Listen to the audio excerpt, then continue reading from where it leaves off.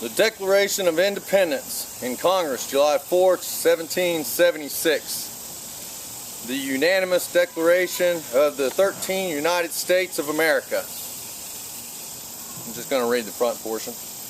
When, in the course of human events, it becomes necessary for one people to dissolve the political bands which have connected them with another, and to assume among the powers of the earth the separate and equal stations to which the laws of nature and of nature's God entitles them, a decent respect to the opinions of mankind requires that they should declare the cause which impelled them to the separation.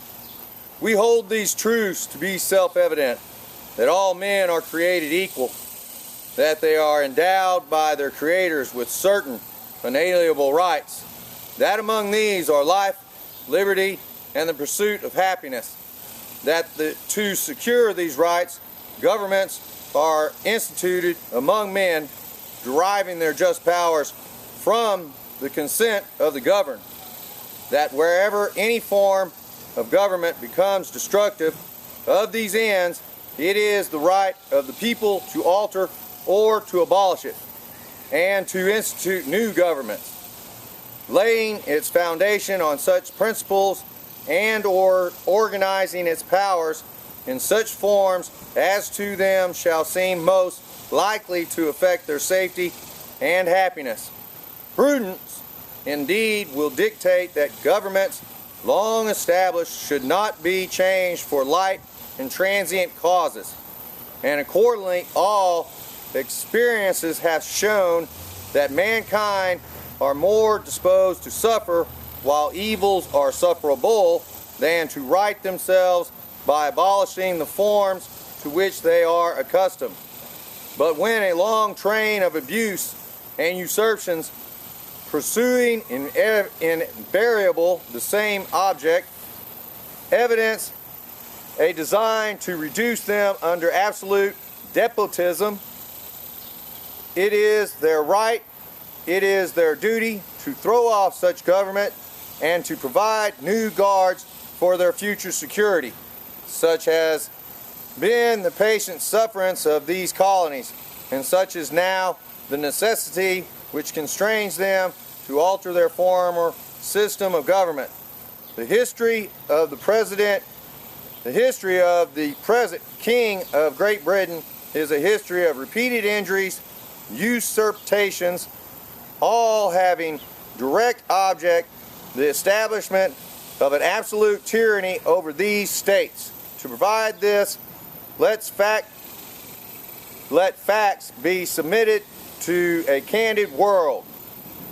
And after that they go on to list the grievances that they have against King George of Britain.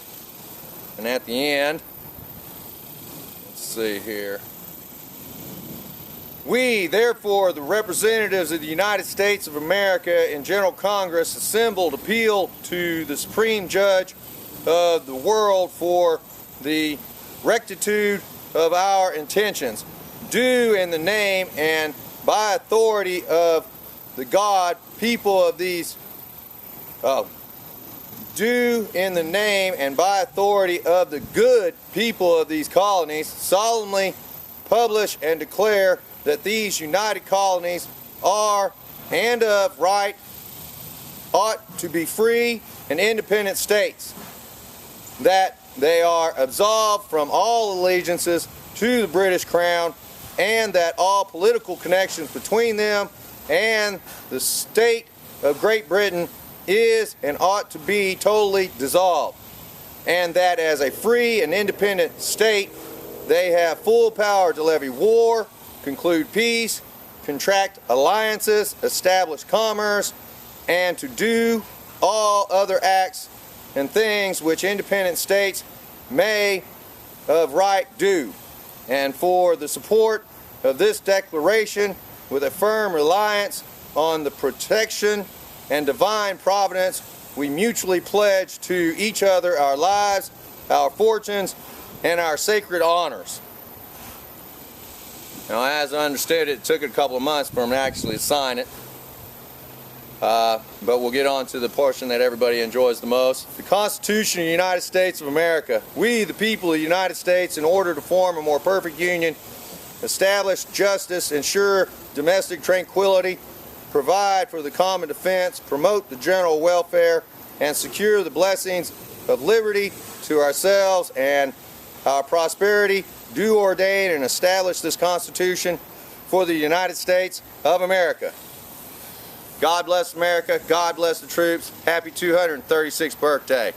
God bless you.